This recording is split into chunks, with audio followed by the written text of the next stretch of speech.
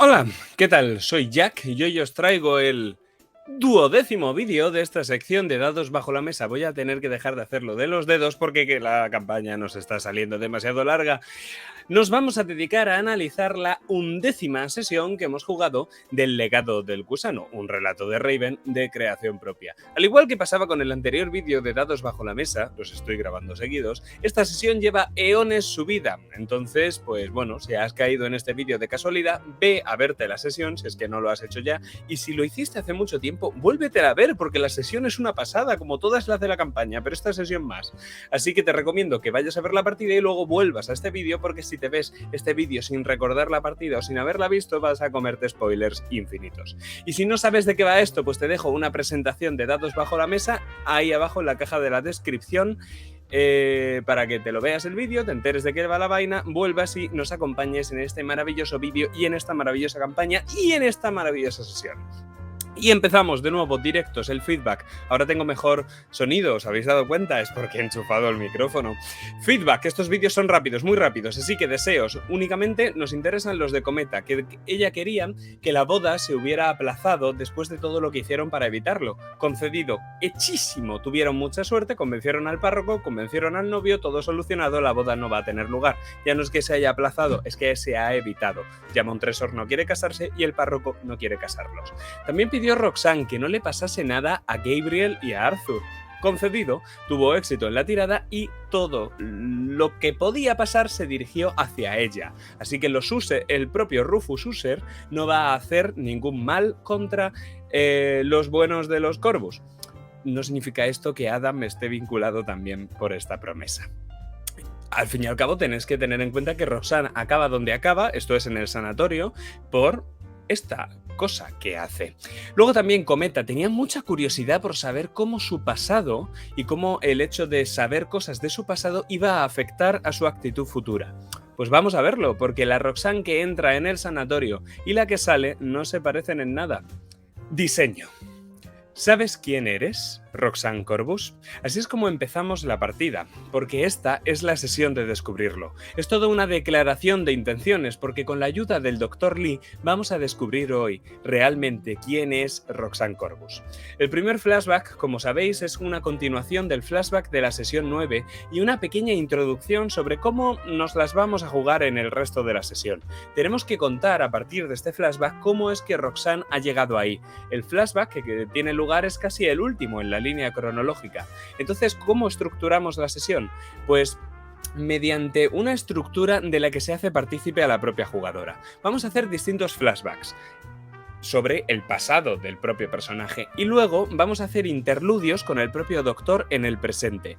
No le dije el número exacto de flashbacks, pero sí que le dije cómo iban a ser más o menos, y lo que no le dije de antemano es cómo iba a ser cada uno de ellos hasta que este tenía lugar. Es decir, empezábamos el flashback y yo le daba un pequeño parrafito explicándole cómo había llegado ella hasta allí y cómo se sentía su PJ. No decía cómo iba a acabar la escena porque ni siquiera yo sabía eso, pero sí que más o menos tenía en mi cabeza una estructura y le escribía una pequeña sinopsis, si puede llamarse, ¿no?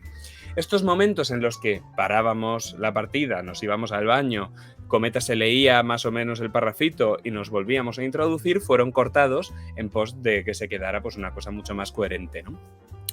Además, toda la estructura de la sesión se hace en base a un psicoanálisis, a algo de terapia, una referencia a lo que intentó hacer Gabriel con su madre en la sesión 6 y salió bastante mal. Pero bueno, volvemos al flashback. Allí, como ocurre en el primero de todos los flashbacks, el mayordomo es la figura benévola. El mayordomo, Jack, el mayordomo, es el dueño de la cabaña y que le permite usar esa cabaña a la propia Roxanne.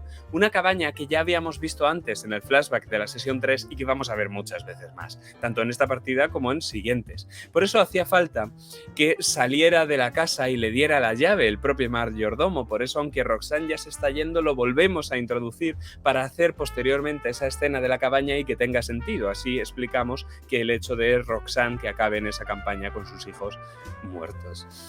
Respecto del primer interludio, ahí planteamos al Dr. Lee, es donde lo presentamos realmente. Es una figura misteriosa, es una figura casi siniestra y Conforme se va revelando poco a poco el pasado entre ambos, entonces se empieza a ver al Dr. Lee como una figura distinta. El Dr. Lee comienza con preguntas que los propios recuerdos de Roxanne van a ir contestando, ¿no? La primera parte del segundo flashback, el Dr. Lee también vuelve a aparecer en el pasado de Roxanne, es cuando estos dos personajes se conocen en el pasado, y también tiene una pinta un poco siniestra al principio. Todo el sanatorio, todo el ambiente que creamos va poco a poco construyendo esa sensación siniestra, pero el Dr. Lee se erige como un salvador. Frente al sanatorio, que es terrible, el Dr. Lee es una figura comprensiva, y por tanto nosotros hemos planteado ese ambiente tan opresivo y en cambio al Dr. Lee como buena gente para generar un determinado contraste. Ahí ya cambiamos de música, la música deja de ser ominosa y se convierte en una música más cercana, como es el propio Doctor. El diseño de este PJ me llevó varios quebraderos de cabeza, se parece bastante a Lord Ponover y está muy influido, y esto es un secreto de dirección, por el epílogo que improvisé para la sesión anterior.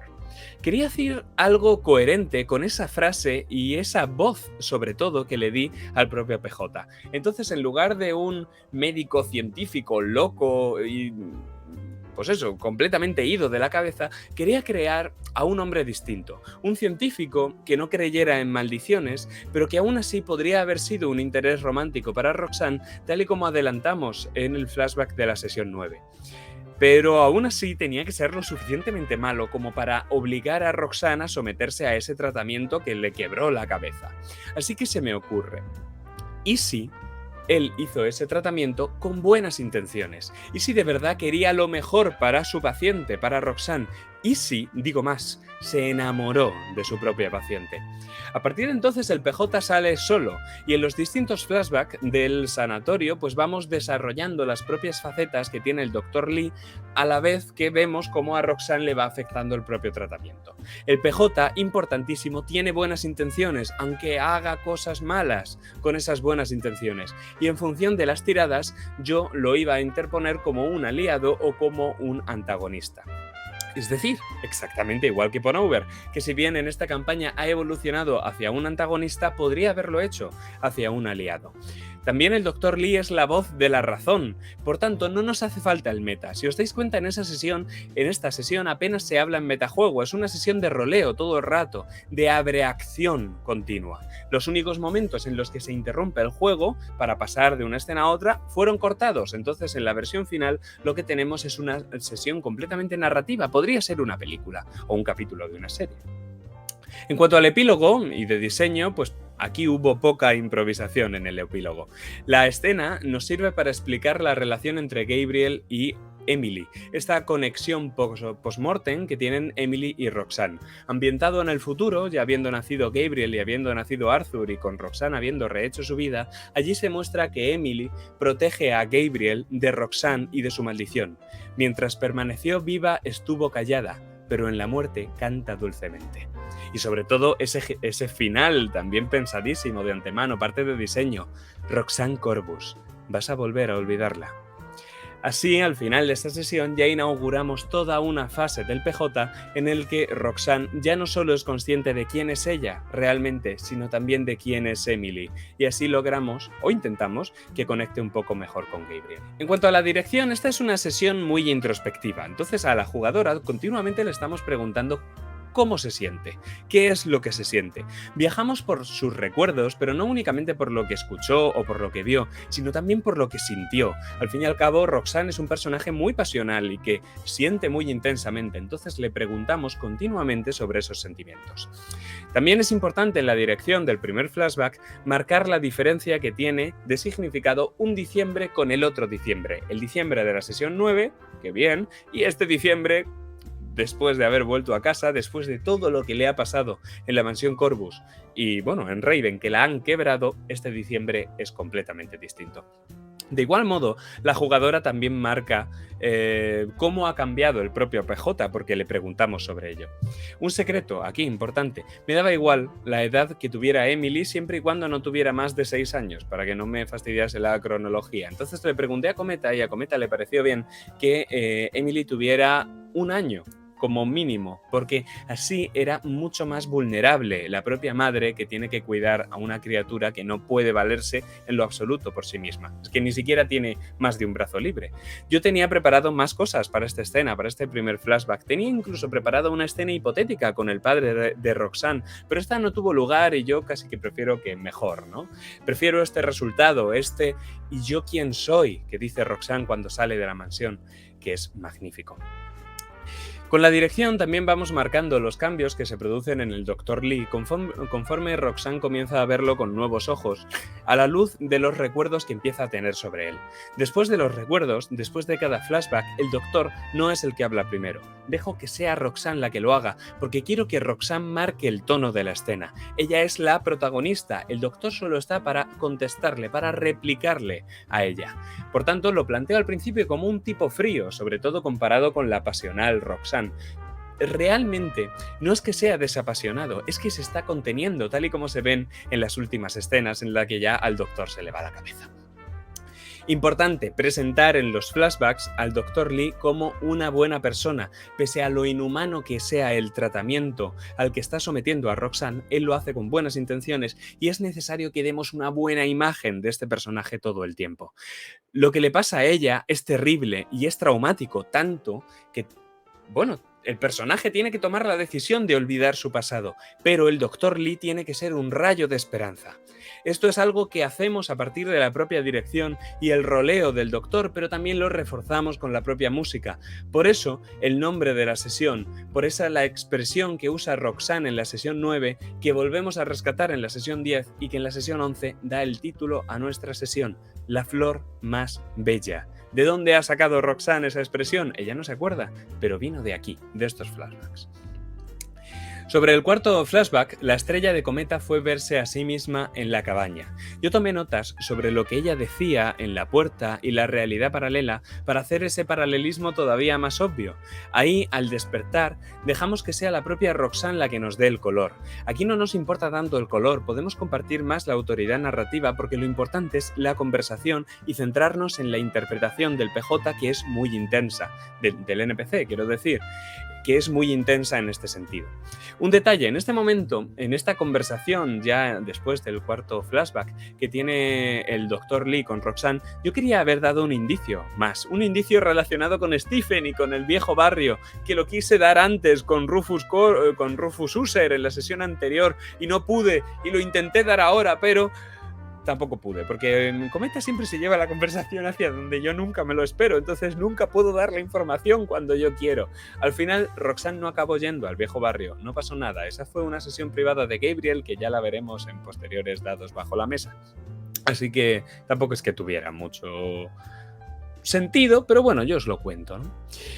En cuanto a la escena de la muerte de Emily, pues fue un poco F, la verdad. Nos pareció bastante menos dramática de lo que debiera. De hecho, ambos dimos el no me gusta ahí porque Roxanne no se esperaba exactamente que fuera a ocurrir así y la música no le pegaba y yo no logré conectar del todo, pero bueno, también es que el párrafo que le mandé no decía en ningún momento que iba a morir Emily porque yo no quería hacer spoilers a la propia jugadora y bueno, pues al final no pasa nada porque Emily ha muerto como muchas veces y la primera vez que murió, bueno, la primera que se viera en partida, pero la segunda cronológicamente, fue ya lo suficientemente dramática al final de la sesión 8 y como que nos compensa, entonces, de locos. Sistema. Todo esto se resuelve con una tirada. Había 3 opciones posibles en función de los giros. El giro favorable significaba que Roxanne iba a volver sin más a su casa, sin ningún problema. El giro con complicación implicaba que mediante su interpretación tenía que ganarse al doctor como aliado, y que iba a haber un flashback al final, uno involuntario que ella no quería. Y el giro tenebroso habría significado que el doctor, después del tratamiento, habría diagnosticado que la señora está loca y que tiene que quedarse en el propio sanatorio, habiendo tenido los propios PJs que haberla rescatado. Sin embargo, pues no ocurrió ese giro tenebroso. Lo que ocurrió fue un giro con complicación que, debido a la propia interpretación de Roxanne, pues al final logró salir bien, ¿no?, del paso. Toda la sesión la hemos organizado en base a una tirada que hemos hecho al principio. Es como la versión de lo que hicimos con la escena de Montresor, que fue más o menos la mitad de la sesión 10, pero durante toda una sesión entera. No nos hacen falta tampoco más tiradas. Además, gran parte de lo que se va a jugar van a ser flashbacks. Los flashbacks ya sabemos cómo van a acabar, o nos podemos hacer una idea. No puede Roxanne hacer un giro en un flashback, porque realmente no es un giro de la propia trama. Sabemos que Roxanne tiene que acabar en Raven y sabemos las decisiones que tiene que acabar tomando Roxanne. Toda la sesión se va a organizar en función de esa tirada. Yo había previsto todavía alguna otra tirada, sobre todo si Roxanne intentaba escapar del sanatorio, pero bueno, como no lo hizo, en el presente por supuesto, pero como no lo hizo, pues no fue necesaria. Música.